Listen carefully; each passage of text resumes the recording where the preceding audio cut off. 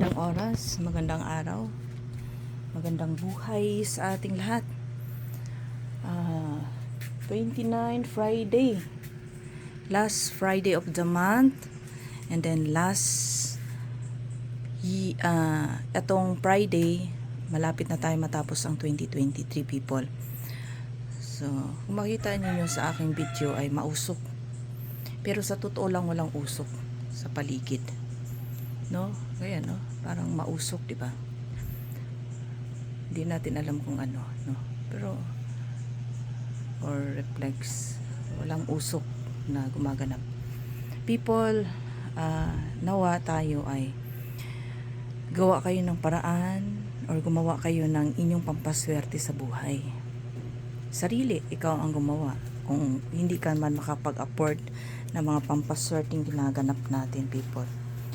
Ang pampaswerte sa buhay, people, isa lang yan sa instrumento sa atin na tayo ay magkaroon ng pinakamalakasang pampaswerte at pinakamalakasang swerte. Ako kasi, people, sanay ako sa gawain ng pampaswerte talaga, no? Kahit noon pa naman, mas ginusto kong swertehin tayo sa buhay at mga proteksyon. Kaya ako, people, hindi sa nagmamayabang ako at babae lang ako.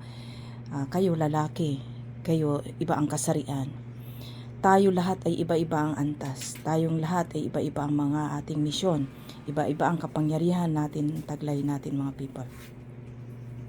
Sa akin, iba ang aking gawain. Kasi more on pampaswerte ako. More on ganun. Pampaswerte, protection, at iba pa na ating mga ginagawa sa buhay, mga people. So, maaring gumawa ka ng isang sa iyong buhay, pwede ka rin bumili o magpalimos ng mga bagay, magpalimos ng mga pampaswerte, kahit kanino, sa akin o kahit sino na pusuan mong bilhan ng mga pampaswerte.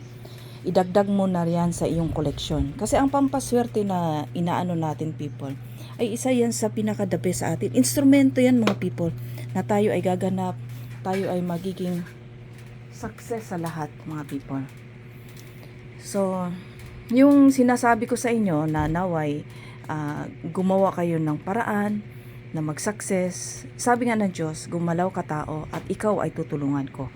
Kaya yun ang gagawin natin. Gumalaw ka at ikaw naman ay tutulungan ng ating may kapal. No? Kaya tinan mo ako, magpipresyo ako sa inyo, mababa masyado. I-compare mo ako sa ibang mga nagpapalimos ng mga bagay-bagay, gamit, napakamahal. Nagpo-promo pa ako para kaya natin lahat. Kaya affordable sa bulsa natin, people. Kahit minsan lugi na ako kasi kung tutusin, binibili rin namin ang mga bote-bote, mga people yan. Katulad niya, binibili ko yung mga bote-bote na yan, people, sa Lazada o saan man, ba? Ito, binibili ko rin, diba? Kaya yan, may mayroon talagang kahit pa paano may bayad. So, ulitin ko, people, ang mga pampaswerte na ating gaganapin sa buhay, lalong-lalo na sa taong ito, para sa akin, napakamalakas, napakamabisa ang lahat ng pampaswerteng gaganapin ko.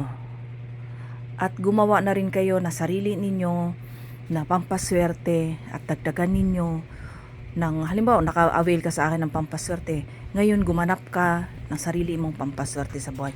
Ikaw na ngayon ang nakakaalam kung ano ang gagawin mo.